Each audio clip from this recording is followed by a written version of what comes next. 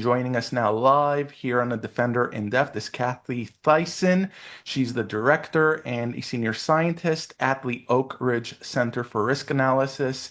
She was one of the lead authors going all the way back to 2006 on a National Research Council report that first raised alarm bells about the toxic effects of fluoride. We'll talk about that as well in a whole history of how this issue has been dealt with. And she's authored several other reports for the EPA, and she testified, as I mentioned a few moments ago, at the fluoride trial. So, Kathy, good morning and welcome to the Defender in Depth. Thank you. It's good to be here. Glad to have you on, Kathy. And let's get started with the NTC's report that was presented at the fluoride trial. And after that, we'll go on and talk about the meta-analysis that has followed more recently. So what were the key findings of this report, and what impact did this report have on the ruling that ultimately came out of this federal court? The National Toxicology Program is the one who authored the report and the meta-analysis that was published 2 days ago. They began a study of fluoride and neurotoxicity. We're approaching 10 years ago now. First, they did a review of animal studies, and then they did a review of the human studies. There have been several draft versions. There was a draft version of the report in 2022 that was ready to be published, as well as a draft of the meta-analysis that's looking at a bunch of studies all at once. Both of those were ready for publication in 2022 when the government basically sat on them and said they were not to be published. The fluoride trial the fluoride case was first filed in, I believe it was 2017. We had a trial in 2020, and the judge put the case on hold to wait for the National Toxicology Program's report meta-analysis, as it turned out to be. And that took, as I said, till 2022. And when they did come out, when they were ready to come out, the other agencies in the government managed to stall their publication. The judge in the fluoride trial required EPA to obtain those reports for us, or the Department of Justice, and so those of us involved in the case were able to get them under a protective order. We couldn't talk about them or share them. And then finally, they were made public. It might have been 2023. The case went back to trial in early 2024. The report was published shortly before the judge's ruling in September of last year. And then the meta-analysis this past week, or 2 days ago. So for the case, we were basically depending on the 2022 versions of these. The ones that are actually published now have been updated just a little bit, but there's been no substantial changes, not in the conclusions or anything. But what these show is that fluoride is a neurotoxicant in humans. As fluoride exposure is increased, the likelihood of reduced IQ and some other cognitive deficits, the risk of those increases. And when they look at these things on an individual level, so we're not talking groups where it's easy to have overlapping exposures between members of one group and members of another group, but when they look at individual exposures, there's a linear relationship. As the dose increases, the likelihood of cognitive deficits also increases, or the IQ scores go down. And this This basically means that there's no safe level of fluoride exposure during neurodevelopment, and this would include children in utero, babies before they're born. Fluoride crosses the placenta, so whatever the mother's fluoride exposure is, the baby's going to be exposed to that. And then also postnatal exposure. This is primarily dealing with babies who are bottle fed. If the formula is made up with fluoridated tap water, those babies get the largest dose per body weight of anybody in the population at an age when they're still developing. And what we see is cognitive deficits. So there's basically no safe level of exposure for children during neurodevelopment, prenatal or postnatal, either one. I can go on, or you can. We will come back to all of these topics, Kathy.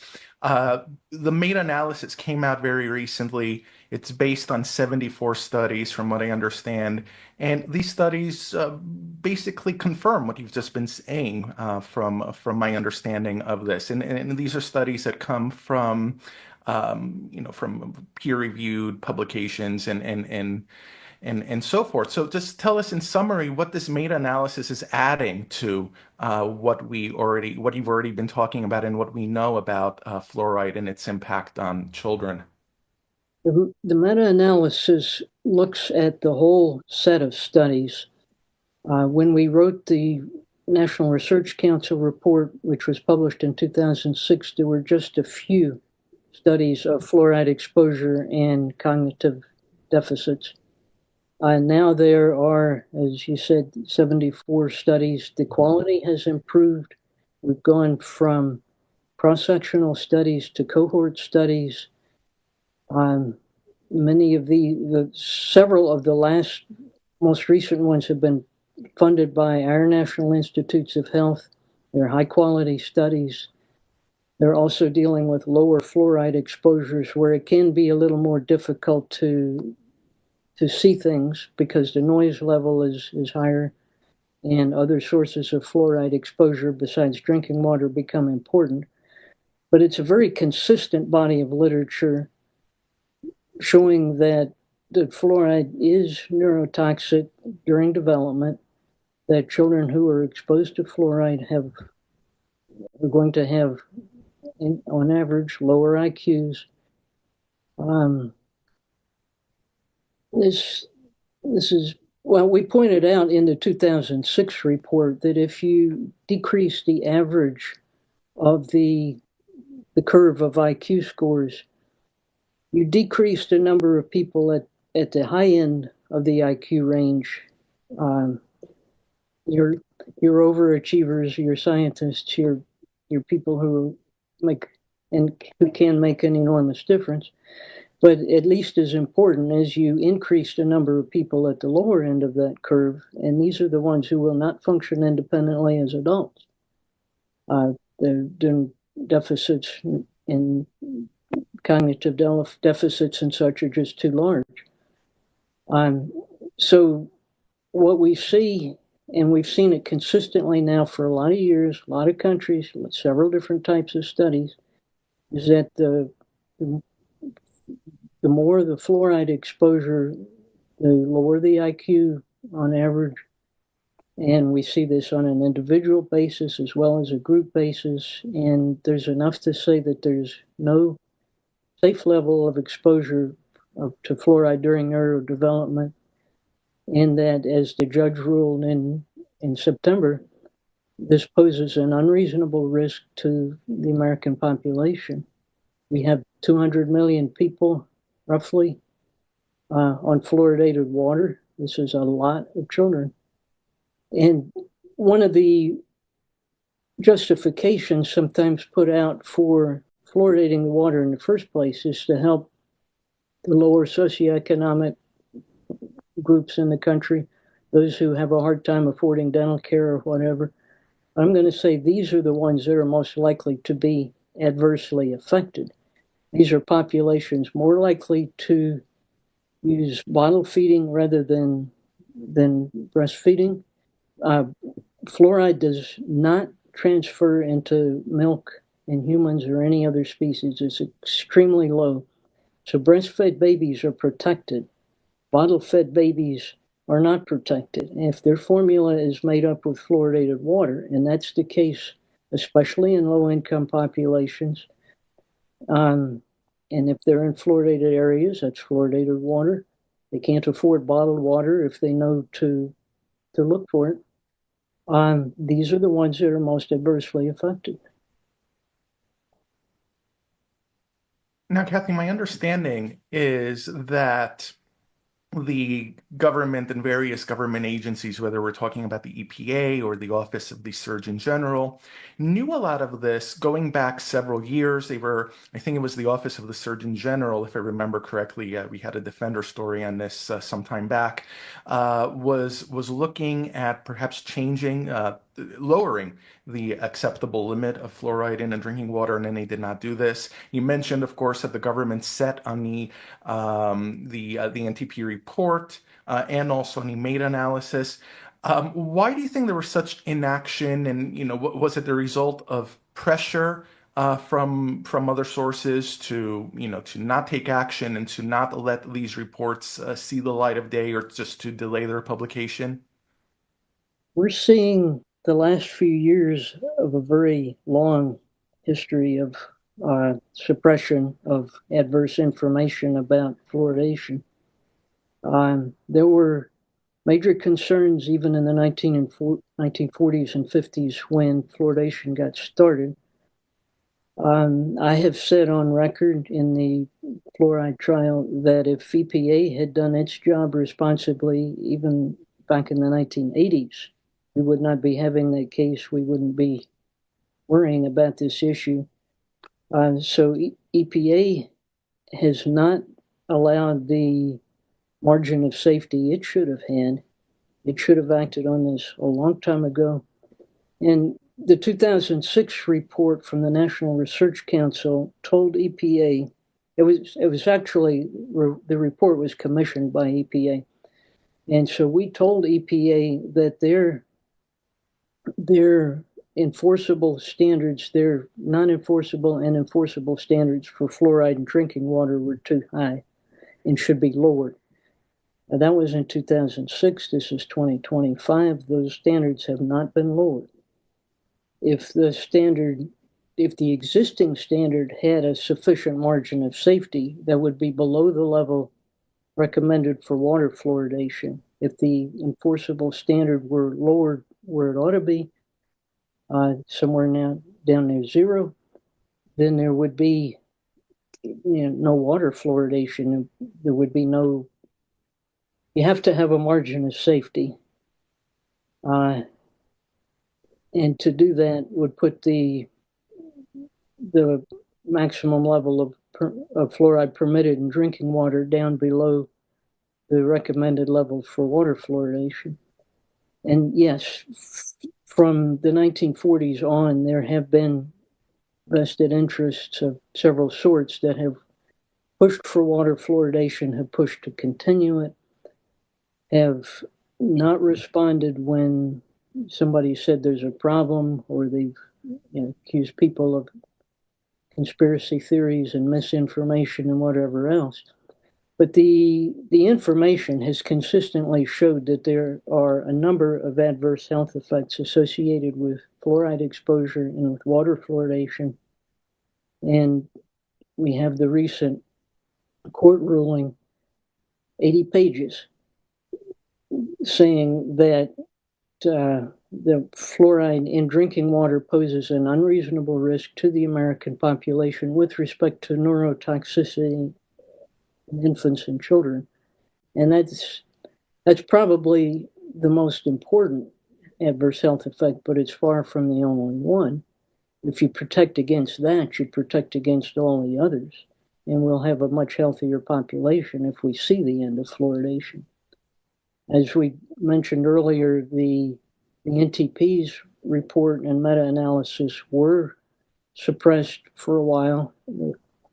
My best guess is that if possible, they would have suppressed them totally. But because of the court case, because they were important to the court case, the judge required them to be made public, and we have that to be thankful for there.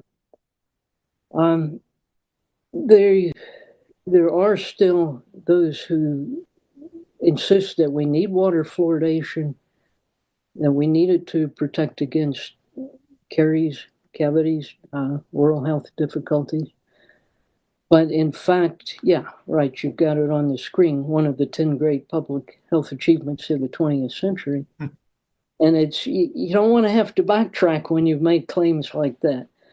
However, the real evidence shows that it's probably one of the 10 leading contributors to poor health in this country, would be my best guess or estimate. But there is the evidence in favor of effectiveness of fluoride is actually pretty poor. There was a Cochrane report in 2024 that showed it at best. It's got maybe a 3 or 4% reduction in cavities. Earlier ones have said 15%, 25%. At 25%, we're talking a reduction in 1/2 of a cavity per child, if it's real. I don't think it's real. I don't think fluoride really has made much difference in oral health, in caries protection. Caries rates have gone down over the decades in non-fluoridated countries as well as fluoridated countries. It's far more a matter of good diet, limited sugar, limited processed foods, good diet and nutrition, all of the requisite vitamins, protein, calcium, sorts of things. There are studies showing that children in areas where it's a subsistence existence, whatever you can grow, you eat. You don't have cash to go buy sugar. These kids have great teeth. You have poor kids in this country where their diet is mostly sugar, and no, they're not going to have good teeth. So it's much more a matter of diet and nutrition. It's not a matter of fluoride. And I think it bears mentioning here, Kathy, and perhaps you could talk about this for a moment. I don't know if outlier is the right word, but the U.S., I think, is in a minority of countries that fluoridates water. And obviously, not every community in the U.S. does it either, but the U.S. is among a small number of countries that even does this in the first place. So, what do we see from the many countries in general, not just, poor regions, but in general, the many countries that don't add fluoride to their water? The dental health there is, I think, not much different than it is here. It's much more a matter of access to care and access to good nutrition. So it affluence affects access to care. And in this country, affluence is typically associated with a better diet. In some countries, affluence might be associated with a poorer diet. As I said, have being able to afford sugar. But it's not a matter of fluoride, and I don't really think it ever has been. Also, the studies showing an a benefit of fluoride, those would never ever stand up to today's epidemiological standards. For all those who criticize the stories of the reports on neurotoxicity, the studies, and some of those have their weaknesses. I mean, scientific studies, they're all going to have weaknesses unless you absolutely can control everything, and we rightly frown on human experimentation. But the studies showing benefits are extremely weak and would never pass today's standards. So the court ruling required certain action from the EPA. Has there been any response at all so far from the EPA following this ruling? There's not been any response that I'm aware of. I might My understanding is that they have till, I think, the 20th of this month to file an appeal or something of that sort. And I don't know whether they will or not. What EPA should do is apply its normal rules and regulate it appropriately, which should mean the end of water fluoridation in this country.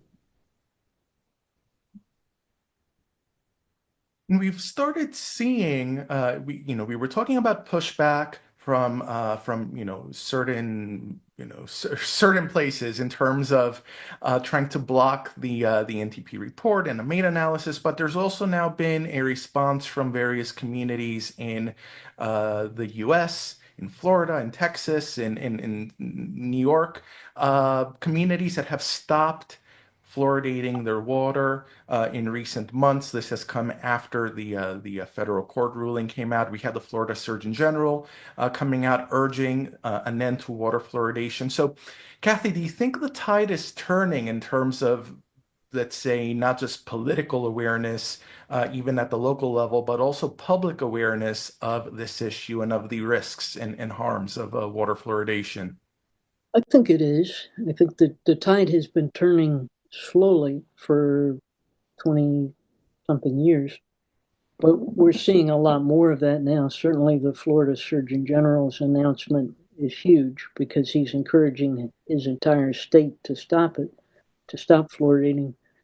Many communities are, I think, going to be using the court ruling as a reason to justify stopping fluoridating. And hopefully, this will happen at the state level in those states that mandate it. I'd like to see it at the national level that we just don't do this anymore. So, before we wrap up today's interview, Kathy, you mentioned that the EPA has until January 20th to appeal or to decide what they want to do in the aftermath of this ruling. Of course, that's around the time that the new administration is taking office. There's the Make America Healthy Again agenda that is making its way into the White House. Like I said during the show intro, what would you like to see from the new administration, from new leadership in the various environmental and public health agencies on this issue? I would like to see public transparency on this issue. I would like to see EPA do its job responsibly. I would like to see CDC uh, operate responsibly on this issue and not continue to bow to the dental interests. Um, this is an issue that's gone on for a long time, so it's not really a partisan issue. Both parties have had plenty of opportunity to address it. I, if it if it's appropriate, I would like to see Congress just outlaw it. Uh, whether it needs to come from Congress or just from the EPA, I'll leave that to them. But there should be simply a national ending to water fluoridation. Well, Kathy, we like to end this program each week on a high note, and I think we're doing that today. Thank you so much for sharing this analysis with us. I greatly appreciate it, and I think we have a lot of developments on this issue that we'll likely be seeing in this new year. So, Kathy, thanks once more for coming on. Thank you.